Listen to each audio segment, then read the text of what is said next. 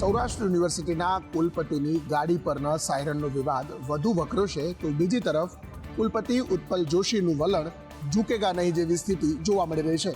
વિવાદ ઊભો થાય એવો છે. હું અંગત રીતે વીઆઈપી કલ્ચરનો સખત વિરોધી માણસ છું. મારું બેકગ્રાઉન્ડ જ એ છે. તો આની અંદર જે કંઈ બીજું આગળ સૂચના મળશે એ પ્રમાણે આપણે કાર્યવાહી એની અંદર કરવાની. એમ્બ્યુલન્સ છે, ફાયર ફાઇટરો છે અને ડિઝાસ્ટર મેનેજમેન્ટ ડ્યુટી સાથે સંકળાયેલા જે પણ વાહનો જે છે અને બચાવ રાહત દરમિયાન જે વાહનો ઉપયોગમાં લેવાતા હોય એની અંદર આ સાયરન ફિટ કરી શકાતા હોય છે અને મલ્ટી કલરની લાઇટોનો ઉપયોગ થતો હોય છે. કે આપણે અત્રેની કચેરી દ્વારા કાર્યવાહી કરવામાં આવશે અને મોટર વ્હીકલ એક્ટની કલમ 194(1) મુજબની કાર્યવાહી કરવામાં આવશે. આરટીઓ અધિકારીએ કાર્યવાહી કરવાની વાત કરી છે તો બીજી તરફ કુલપતિના બે મોઢાની વાત પણ બીજો પ્રશ્ન ઉભો કરે છે. નીતિથી કાર્યવાહી ગેરકાયદેસર રહેતા 50 બાંગ્લાદેશીઓને પકડી 15ને ડિપોર્ટ કરી દીધા. ડોનાલ્ડ ટ્રમ્પે અમેરિકાનું સુકાન સંભાળતાની સાથે જ અમેરિકામાં ગેરકાયદેસર પ્રવેશેલા ભારતીયોને ડિપોર્ટ કરવામાં આવ્યા હતા, જેમાંથી 33 ગુજરાતી પર લાવવામાં આવ્યા છે. હવે ગુજરાત સરકારે ગેરકાયદેસર રહેતા 50 બાંગ્લાદેશીઓ સામે સખત કાર્યવાહી કરી છે. કોમ્બિંગ ઓપરેશન દરમિયાન ગુજરાત સરકારે 50 ગેરકાયદેસર બાંગ્લાદેશી ઇમિગ્રન્ટ્સની અટકાયત કરી છે, જેમાંથી 15 બાંગ્લાદેશીઓને ડિપોર્ટ કરવામાં આવ્યા છે. આ અંગેની માહિતી રાજ્યના ગૃહમંત્રી હર્ષ સંઘવીએ એક્સ પર ટ્વીટ કરીને માહિતી આપી છે. પોલીસનું કહેવું છે કે ગેરકાયદે ઘૂસેલા બાંગ્લાદેશીઓ બનાવટી બિઝનેસ ફર્મ નામે પૈસા બાંગ્લાદેશ મોકલાતા અને બાળકીઓને લાવીને દેહ વ્યાપારમાં ધકેલી દેવાતી હતી. બાકીના બાંગ્લાદેશીઓની દેશ નિકાલ માટેની કાનૂની પ્રક્રિયા ચાલુ છે. અન્ય 35 લોકોને પણ ડિપોર્ટ કરવામાં આવશે. દેશની સુરક્ષા માટે કાર્યવાહી કરવામાં આવી છે. નગરપાલિકાઓની પેટા ચૂંટણીમાં હવે ગણતરીના દિવસો બાકી રહ્યા છે, ત્યારે હવે ચોરવાડ નગરપાલિકામાં ખરાખરીનો જંગ જામશે. જૂનાગઢ જિલ્લામાં 6 નગરપાલિકાઓની ચૂંટણી યોજાઈ રહી છે, જેમાં સંવેદનશીલ ગણાતી ચોરવાડ નગરપાલિકામાં બે દિગ્ગજ નેતાઓ આમને સામને આવી ગયા. જૂનાગઢ જિલ્લાના ભાજપના સાંસદ રાજેશ ચુડાસમાનું અને ગીર સોમનાથના કોંગ્રેસના ધારાસભ્ય વિમલ ચુડાસમાનું ચોરવાડ હોમટાઉન છે. છેલ્લા 5 વર્ષથી આ નગરપાલિકા ઉપર વિમલ ચુડાસમા અને તેમના પત્નીનું નામ છે. જલ્પાબેન ચુડાસમા પ્રમુખ તરીકે ફરજ બજાવે છે. ત્યારે કોંગ્રેસ પાસેથી આ નગરપાલિકાને ચૂંટણી લેવા માટે ખુદ ભાજપના સાંસદ રાજેશ ચુડાસમા મેદાને પડ્યા છે. ત્યારે કોંગ્રેસની હાથમાંથી સત્તા ન જાય એટલા માટે વિમલ ચુડાસમા રણનીતિ ઘડી રહ્યા છે અને ભાજપ ચોરવાડ નગરપાલિકા જીતવા માટે સામદામ દંડભેદની નીતિથી જીતવા માટે એડી ચૂંટણીઓ જોર લગાવી રહ્યા છે. હાલ તો બંને પક્ષ પોતપોતાની જીતનો દાવો કરી રહ્યા છે, ત્યારે જોવું એ રહ્યું કે જીત કોની થાય છે અને હાર કોની થાય છે. ચૂંટણી પહેલા થતી મફતની જાહેરાતને લઈને સુપ્રીમ કોર્ટે નારાજગી વ્યક્ત કરી છે અને કહ્યું છે કે લોકો આળસુ બની રહ્યા છે. શહેરી વિસ્તારોમાં બેઘર લોકો માટે આશ્રયના અધિકાર સંબંધિત અરજી પર સુનાવણી કરતી વખતે સુપ્રીમ કોર્ટે કડક ટિપ્પણી કરી છે. કોર્ટે કહ્યું કે મફતના કારણે લોકો કામ કરવાનું ટાળી રહ્યા છે. લોકોને કોઈ કામ કર્યા વિના રૂપિયા મળી રહ્યા છે. Justice B.R. ગવઈ અને જસ્ટિસ R. જ્યોર્જ મસીહને બેન્ચે કહ્યું કે કમનસીબે આ મફત સુવિધાઓને કારણે લોકો કામ કરવાનું ટાળી રહ્યા છે. તેમને મફત રાશન મળી રહ્યું છે, કોઈ પણ કામ કર્યા વિના પૈસા મળી રહ્યા છે. અમે લોકો પ્રત્યેની તમારી ચિંતાઓ સમજીએ છીએ, પરંતુ શું તે વધુ સારું નહીં હોય જો લોકોને સમાજના મુખ્ય પ્રવાહમાં લાવવામાં આવે અને રાષ્ટ્રના વિકાસમાં તેમને યોગદાન આપવા દેવું જોઈએ. અગાઉ ગયા વર્ષે પણ સુપ્રીમ કોર્ટે મફત વસ્તુઓના સંબંધિત એક કેસમાં ચૂંટણી પંચ અને કેન્દ્ર સરકારને નોટિસ જારી કરી હતી અને જવાબ માંગ્યો હતો. નર્સિંગ પરીક્ષા કૌભાંડમાં પેપર કાઢનારની વોટ્સએપ ચેટ સામે આવી તો બીજી તરફ કોઈ પણ ચમરબંધીને છોડવામાં નહીં આવે તે પેટર્નથી તપાસનું નાટક શરૂ થયું. ગુજરાતમાં પેપર ફૂટવું એ હવે કોઈ નવી વાત નથી રહી. સરકારી નર્સિંગની પરીક્ષામાં પણ ગંભીર છબરડો સામે આવ્યો, જેમાં પરીક્ષામાં જે પેપર હતું તેના જવાબ એક જ પેટર્નમાં હતા. ABCDમાં આ જ ક્રમમાં સમગ્ર પેપરના પ્રશ્નોના જવાબ હતા, જેથી કેટલાક ચોક્કસ લોકોને ફાયદો પહોંચાડવા માટે કાવતરું કરવામાં આવ્યું હોવાના આરોપ લાગી રહ્યા છે. ત્યારે આ તમામ વિવાદ વચ્ચે નરાજસિંહ ચૌહાણ નામના એક યુવકનો વોટ્સએપ મેસેજ ફરતો થયો છે, જેમાં તે કહી રહ્યો છે કે આપણે જે પેપર કાઢ્યું હતું તે આખું પેપર આવી ગયું છે અને બીજી તરફ GTUના રજિસ્ટ્રાર તપાસની બાંયધરી આપી રહ્યા છે. એટલે હવે ખબર પડશે કે ભાઈ કોઈ એક સેન્ટરના વિદ્યાર્થીઓને વધુ માર્ક મળ્યા છે, કોઈ એક ડિસ્ટ્રિક્ટના વિદ્યાર્થીઓને વધારે માર્ક મળ્યા કે એનું એનાલિસિસ ચાલુ છે. એટલે એ ફાઇનલ આજે અમે સાથે મળીને કરી રહ્યા છે. જે કંઈ બી વિગત હશે એ જણાવીશું. અમદાવાદની અપોલો ઇન્ટરનેશનલ સ્કૂલ ફરી એકવાર વિવાદમાં આવી છે. ડ્રાઈવરે વાલીઓને ધમકી આપતા મોડે શાળાને ભાન થયું છે. અમદાવાદની અપોલો ઇન્ટરનેશનલ સ્કૂલના ડ્રાઈવરની બેદરકારી સામે આવી છે. શાળામાં વિદ્યાર્થીઓની બસ ભાડું બાકી હોવાથી સ્કૂલ બસના ડ્રાઈવરે વિદ્યાર્થીઓને રસ્તા પર જ ઉતારી દીધા, જેને લઈને વાલીઓમાં ભારે રોષ જોવા મળ્યો, જેનો વિડીયો સોશિયલ મીડિયામાં વાયરલ થયો છે. વિદ્યાર્થીઓને રોડ પર ઉતારી દેતા વાલીઓએ બસ ડ્રાઈવરને ઠપકો આપ્યો હતો. બસના ડ્રાઈવરે વિદ્યાર્થીઓને કહ્યું કે ભાડું આપશો તો જ બસમાં બેસવા દઈશું. વાલીએ સ્કૂલમાં ફરિયાદ કરી છે અને બસ ચાલક અને વાલી વચ્ચે બોલાચાલી પણ થઈ છે. શાળાના સંચાલકોએ માફી માંગી છે અને વાલી સાથે સમાધાન થયું છે. વિદ્યાર્થી સાથે ગેરવર્તણૂક ન કરવાની પણ બાંહેધરી આપી. આપને જણાવી દઈએ કે રાજ્ય સરકારનો પરિપત્ર સ્પષ્ટ કરે છે કે શાળાના બાળકો પર બાકી ફીનું ભારણ ન પડવું જોઈએ.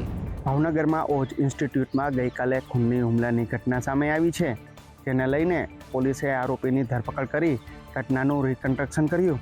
ભાવનગરની પ્રતિષ્ઠિત ઓજ ઇન્સ્ટિટ્યૂટ ઓફ સાયન્સમાં ગઈકાલે એક વિદ્યાર્થિનીના પિતા દ્વારા ઇન્સ્ટિટ્યૂટમાં અભ્યાસ કરી રહેલા વિદ્યાર્થી પર વેઇટિંગ રૂમમાં ખૂની હુમલો કરવામાં આવ્યો છે. આ હુમલામાં ઇજાગ્રસ્ત વિદ્યાર્થીને લોહી લુહાણ હાલતમાં સારવાર અર્થે હોસ્પિટલ ખસેડવામાં આવ્યો છે, જ્યાં તેની હાલત ગંભીર હોવાનું જાણવા મળ્યું છે. હવે પોલીસે આરોપી પિતાની ધરપકડ કરી ઘટનાનું રિકન્સ્ટ્રક્શન કરાવ્યું. જિલ્લા પોલીસ વડાની હાજરીમાં આરોપીનું રિકન્સ્ટ્રક્શન કરવામાં આવ્યું. આખી ઘટના સીસીટીવીમાં કેદ થઈ ગઈ છે, જેમાં જોઈ શકાય છે કે સોફા પર એક પુરુષ અને એક વિદ્યાર્થી બેઠેલા છે. સોફા પર બેઠેલો પુરુષ પોતાની પાસે રહેલી છરી લઈને બાજુમાં બેઠા વિદ્યાર્થી પર તૂટી પડી છે.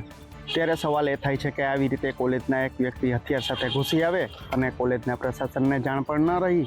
ભારે વિરોધ વચ્ચે ગુજરાતમાં આયોજિત વિવાદિત કોમેડિયન સમય રૈનાનો શો રદ કરવામાં આવ્યો.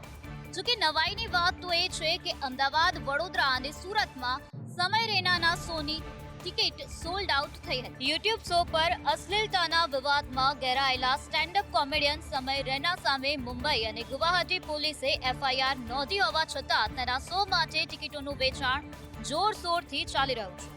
સુરત, અમદાવાદ, વડોદરામાં સમય રૈના અનફિલ્ટર્ડ નામનો શો યોજાવાનો હતો, જેની ટિકિટો સોલ્ડ આઉટ થઈ હતી. ના, આવા શો ના થવા જોઈએ, કેમ કે તો યુવાનોએ જવાનું ટાળવું જોઈએ. જો તમે જશો તો એમને મોટિવેટ થશે, તો જો તમે લોકો જાવ જ નહીં તો એ લોકો પ્રોગ્રામ બંધ કરી દેશે. ઇન્ડિયા ગોટ લેટેન્ટની ક્લિપ વાયરલ થયા બાદ દેશભરમાં તેના વિરુદ્ધ ફરિયાદ દાખલ થઈ રહી છે. જોકે છેલ્લા 2 દિવસ દાહોદનો એક યુવક હાથી ઘોડા પર નહીં પરંતુ જેસીબીમાં સવાર થઈ પરણમાં નીકળ્યો. રેલથી પ્રેરાઈ જેસીબીમાં જાન લઈ જવી આ યુવકને ભારે પડી ગઈ છે. અત્યારે લગ્નની સિઝન ચાલી રહી છે, ત્યારે લગ્નને અનોખા અને ખાસ બનાવવા લોકો અવનવા કિમિયા કરતા હોય છે. ત્યારે દાહોદના યુવકે રીલ જોઈને પ્રેરાઈ જેસીબીમાં જાન લઈ જવાનું નક્કી કર્યું. વરરાજા જેસીબીમાં જાન લઈને જતા હોવાનો વિડીયો પણ વાયરલ થયો. પોલીસે જેસીબી ડ્રાઈવર વિરુદ્ધ ગુનો દાખલ કર્યો છે. જાહેર રસ્તા પર આ પ્રકારે પોતાના અને બીજાના જીવ જોખમમાં મૂકી જેસીબી ચલાવવા પર BNS 281 મુજબ ગુનો દાખલ થયો છે. પોલીસે વાયરલ વિડીયોને લઈ કાર્યવાહી કરી છે. જેસીબી કબજે કરી વધુ તપાસ હાથ ધરી છે. સોશિયલ મીડિયાના રવાડે ચડેલા યુવક યુવતીઓ અલગ અલગ થીમ પર લગ્ન કરવાનો શોખ ધરાવે છે, પરંતુ આવા શોખ ક્યારેક જોખમ પણ ઊભા કરી શકે છે અને એટલે જ પોલીસે કાર્યવાહી કરી કાયદાનું ભાન કરાવ્યું. સુરત શહેરમાં ગેસ સિલિન્ડરની અંદર ધડાકાભેર બ્લાસ્ટ થયાની ઘટનાની અંદર એક મહિલાનું મોત નિપજવા પામ્યું છે. સુરતના સચિન GIDC વિસ્તારમાં ગેસ સિલિન્ડર બ્લાસ્ટની ભયંકર દુર્ઘટના સામે આવી છે, જેમાં એક 50 વર્ષીય મહિલાનું કરુણ મોત નિપજવા પામ્યું છે. આ બ્લાસ્ટના CCTV સામે આવ્યા છે, જેને જોઈ ભલભલાનું કાળજું કંપી જાય. ગમેડી ગામની રામેશ્વર સોસાયટીમાં ઘટના બની છે. આ ઘટના બની તે સમયે અફરાતફરીનો માહોલ પણ સર્જાયો હતો. ઘટનાની જાણ થતાં જ ફાયર વિભાગની ટીમ અને પોલીસ સ્થળ પર પહોંચી ગઈ હતી. મૃતક મહિલા મૂળ બિહારની રહેવાસી હતા. તેઓ પોતાના પુત્રી સાથે રહેતા હતા અને પુત્રી હંસુ યાદવ સચિન વિસ્તારમાં આવેલા એક કંપનીમાં મજૂરી કામ કરી ગુજરાન ચલાવતી હતી. સમગ્ર ઘટનાની અંદર ફાયરની ટીમ પણ દોડતી થઈ ગઈ અને સાથે પોલીસ પણ ઘટના સ્થળે પહોંચી કાયદેસરની કાર્યવાહી હાથ ધરી છે.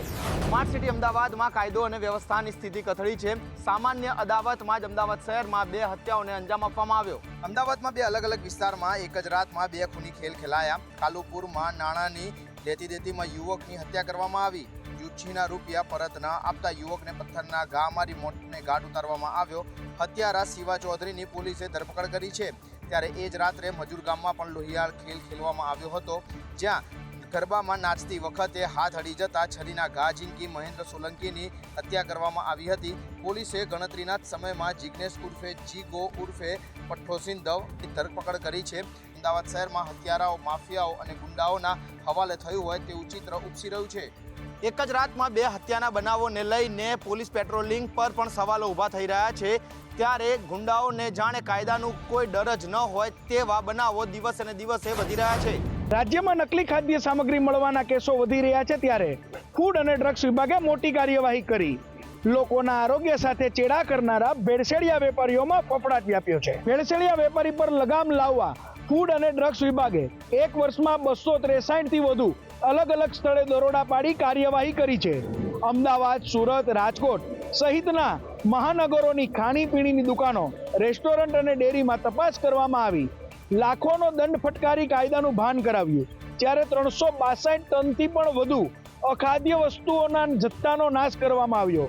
આર્થિક નફો કમાવા ભેળસેળિયા વેપારીઓ બેફામ અખાદ્ય વસ્તુનું વેચાણ કરી લોકોના સ્વાસ્થ્ય સાથે ચેડા કરે છે. ત્યારે રાજ્યનું ફૂડ અને ડ્રગ્સ વિભાગે તવાઈ બોલાવી છે. ગુજરાતમાં નકલીનો ખેલ ચાલી રહ્યો છે. પૈસા ખર્ચવા થતાં લોકોને શુદ્ધ ખોરાક નથી મળતો. ત્યારે હવે ભેળસેળિયા વેપારીઓ પર ક્યારે સંપૂર્ણ લગામ લાગશે તે જોવું રહ્યું. જમ્મુ